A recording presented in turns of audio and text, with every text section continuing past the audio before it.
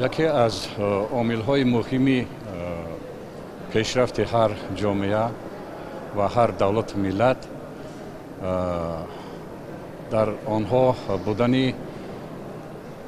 سازمان و جمعیت‌های بنیادکار و سازنده است و در جامعه تاجیکستان بیش از 30 سال باز حزب عمل میکند با نام حزب خلقی دموکراتی که در بنیادکاری و سازندگی تاجیکستان، در صلح و امانی تاجیکستان، در بهبود زندگی مردم تاجیکستان سهمی بسیار ارزنده دارد و در مجلس نوبتی کمیته مرکزی حزب که امروز برگزار شد نیز رئیس معظم حزب امام علی رحمان در نزد فعالان حزب، در نزد ریاست و کمیته مرکزی حزب وظیفه های مشخص گذاشتند و این وظیفه ها نیز از فعالیت هر روزه حزب ما برمی آید. یعنی در جامعه بسیار فعال بودند، در همه سمت ها سهمی سزاوار گذاشتند، بسیار آبادکاری و بنیادکاری ها را تشبثکار و پیشبر بودند و این همه دستورهای رئیس حزب من باور دارم که توسط فعالیت هر روزه فعالان حزب عملی می شود و باز یک عامل بهتر شدن سیمای ظاهری و معنوی حیات ما و بهبود حیات ملتمان می گردد. وسعت بخشیدن کارهای سازندگی و آبادکاری، بلند برداشتن تفکر ذهنی جوانان و بی‌واسطه سهم گذاشتن در کارهای سازندگی و آبادکاری بخشیده به 35 سالگی اسارت دولتی جمهوری تاجیکستان ارائه گردید. کلی جوانان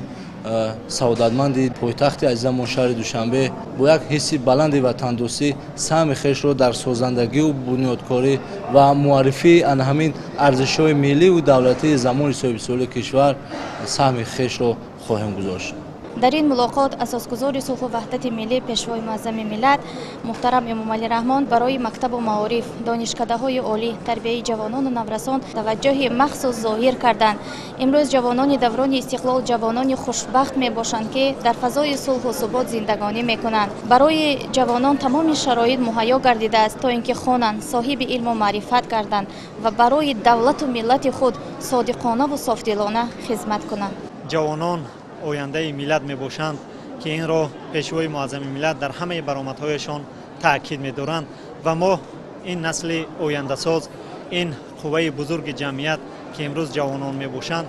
همه طرفه کوشش به خرج می دهیم که تمام دستور و سپارش ها و هدایت های پیشوای معظم ملت محترم امام علی رحمان را که در مجلس امروزه به ما دستور و سپارش ها دادند سرمشق کار همه روزه خود گردانیم و در سطح محل میان ساکنان، میان اهالی مخصوصا با مقصد بلند برداشتن حس ملی و حس وطندوستی شهروندان، اینچنین بلند برداشتن همون ترغیب و تشویق فرهنگ ملی کار را جانب نماییم و از تمام امکانیت هایی که در دست داریم ثمرانه استفاده بریم. رئیس معظم حزب خلقی دموکراتی تاجیکستان محترم امام علی رحمان در این مجلس بار دیگر توجه خود را نسبت به جوانان که آینده سازان فردا به حساب می روند بیان داشتند و وظیفه های نوبتی را در سمت رشد ساحه های اجتماعی و اقتصادی جمهوری تاجیکستان معین نمودند و ما جوانان سربلند دوران صاحب استقلالی با شکرانه از دولت آباد و آزاد، حقوق بنیاد و دموکراتی همچون جانبدار حزب خلقی دموکراتی تاجیکستان من بعد نیز فعالیت خود را در سمت آبادی کشور محبوبمان براه مانده در آبادی و پیشرفت تربیت درست جوانان و نورسان سهم می‌گذاریم. در مجلس پیشوای معظم ملت از هدف و برنامه و آیین‌نامه‌های حزب خلقی دموکراتی تاجیکستان سخنرانی کردند که برای ما جوانان باز هم دستور و سپارش‌ها و هدف‌های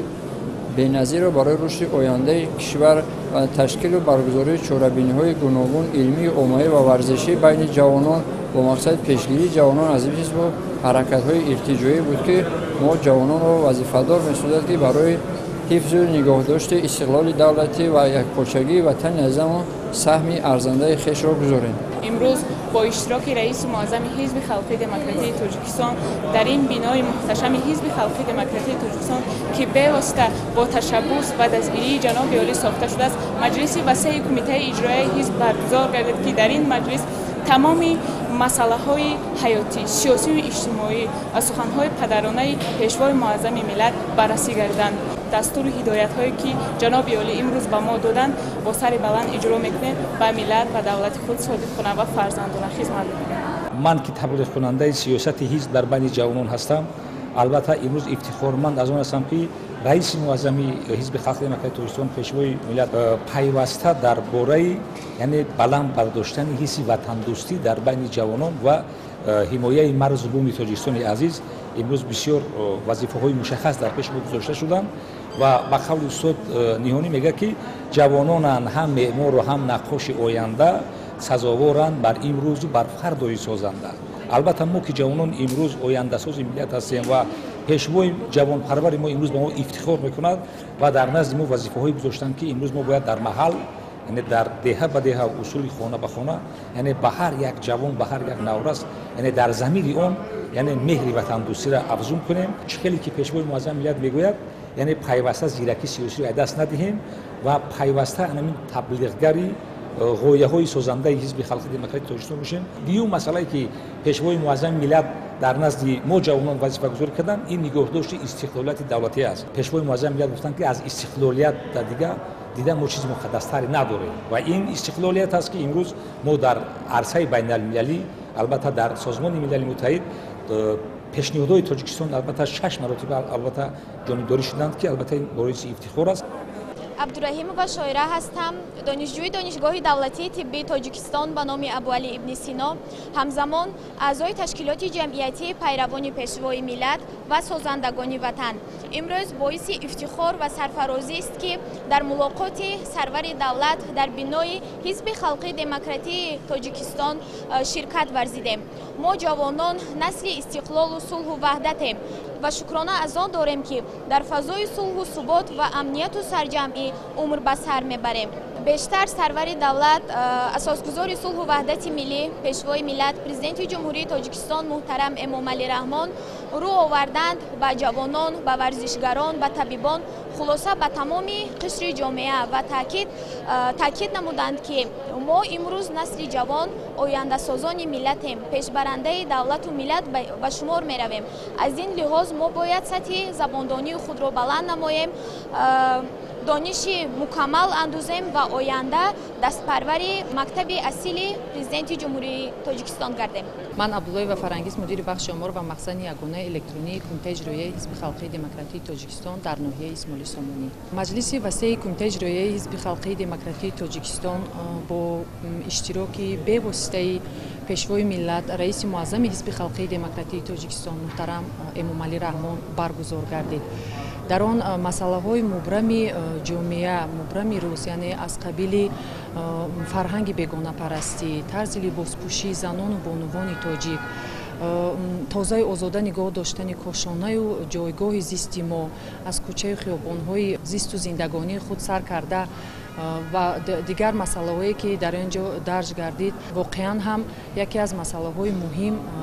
ارزیابی کرده شدند و ما جوانان کارمندان حزب خلقی دموکراتی تاجیکستان رو میباید که از این اندیشه‌رانی های رئیس معظم حزب خلقی دموکراتی تاجیکستان از یک گریبان سر برآورده سرمشق کار خود قرار دهیم. من سعید آلنکروز ماگسترانت اکادمی اداره‌کنی دولتی نزد پرزیدنت جمهوری تاجیکستان و اینچنین اعضای حزب خلقی دموکراتی تاجیکستان. از سال 2011 در حزب خلقی دموکراتی تاجیکستان تشکیلات جمعیتی سازندگان وطن فعال می‌کند که همه ما جوانان را این تشکیلات در خود تابع نموده، اعضا نموده برای افکار و جوانان را در این یک نهاد اینستیتوت جمع آوردن برای رشد پیشرفت وطن خدمت بسا باریز میکند. این تشکیلات جمعیتی سازندگان وطن در مجلس کمیته اجرایی مرکزی حزب خلقی دموکراتی تاجیکستان پرزیدنت مملکت بسیار در برآمدهای خود بسیار یک سخنهای خوب و اساسی را گفتند و بهترین سخنش همین که ما باید دندان به دندان استقلالیت دولتی خود را نگه داریم، چون محض همین استقلالیت دولتی جمهوری تاجیکستان است که با خیرت ازلی و نیروی توانایی پیشوای معظم ملت جمهوری تاجیکستان را مستحکم نگه می‌دارد. همین استقلالیت است که جمهوری تاجیکستان را به جامعه جهانی می‌پیوندد. استقلالیت کاخ دولتداری ملت است و این نگاه دارنده سرمعمار این کاخ دولتداری استقلال و صلح و وحدت پیشوای معظم ملت باشد. واقعا بهترین سخن‌ها و نصیحت‌های امروزه را به ما جناب عالی به ما جوانان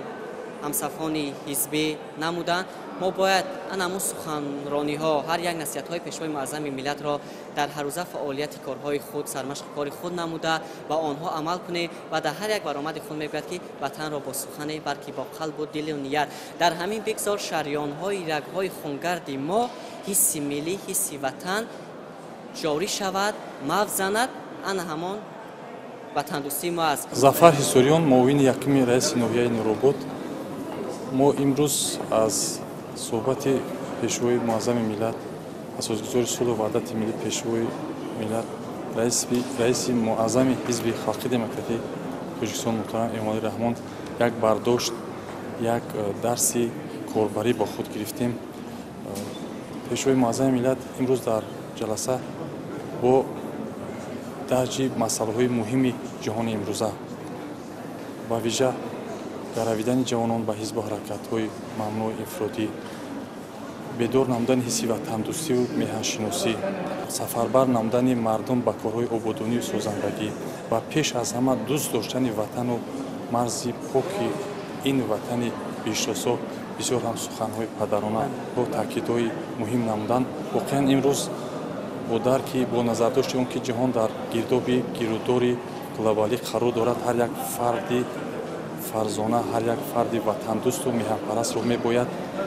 дар зери ҳидоятҳо ва сиёсати ободкоронаву созандаи пешвои муаззами миллат як каме ҳиммат бандем ва таври пешвои муаззами миллат иброз намуданд ба то ҷашни 35-солагии истиқлолияти давлатии ҷумҳурии Тоҷикистон фурсат хеле ҳам кам мудааст ва дастур доданд ки то дар дурдасттарин деҳаҳо дар маҳаллаҳои аҳолинишин барои баланд бардоштани завқи мардум, барои бедор намудани ҳисси ватандӯстиву хиштаншиносӣ чорабиниҳои фарҳангиву варзиширо бештар намоем ва дар ин замина аз ҳар як аъзои ҳизб даъват намуданд ки дар ҳама ҳолат бо мардум буданро фаромӯш накунанд ва мо дар асоси ин дастуру супоришҳо ва ин ҳидоятҳои падарона кӯшиш мекунем ки нақшачорабиниҳои муҳиму мушаххасро таъризиву амалӣ намоем ва ба дӯши мо кормандони ҷабҳаи идеологӣ аз ҳама вазифаи муҳим богузор намуданд, яъне бо халқ будан қази фарзандии мо ҳаст.